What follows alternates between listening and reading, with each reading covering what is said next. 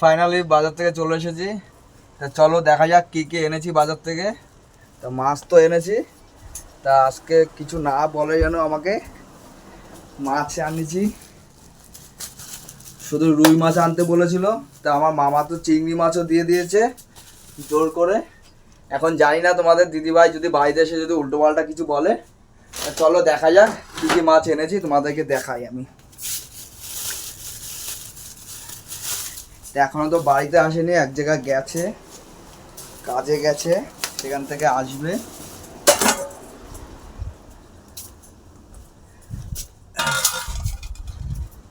দুই রকম মাছ আনা হয়েছে। তা গেস করো তোমরা কি কি মাছ এনেছি আমি।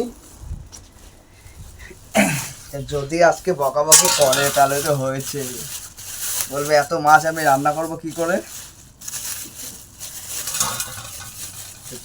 চলো তোমাদেরকে দেখানো যাক যে কি মাছ আনা হয়েছে। চিংড়ি মাছ এখানে 300 গ্রাম, হয়তো 75 টাকা নিয়েছে। আর এইদিকে আছে রুই মাছ, এইদিকে রুই মাছ আছে, এইদিকে রুই মাছ আছে। এই যে রুই মাছ কপিস হয়েছে, এই যে রুই মাছ। আর এনেছি এইদিকে কলা, আর এইদিকে হচ্ছে আপেল। তা আজকে ভিডিওটা এই অবধি। ভালো থাকো, সুস্থ থাকো, দেখা হবে আবার নেক্সট ব্লগে।